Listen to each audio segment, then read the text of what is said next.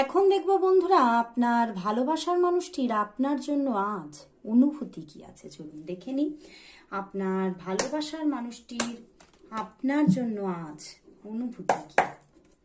আপনার ভালোবাসার মানুষের আপনার জন্য আজ অনুভূতি কি, অনুভূতি কি।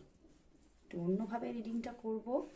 আপনার ভালোবাসার মানুষের আপনার জন্য আজ অনুভূতি কি আছে।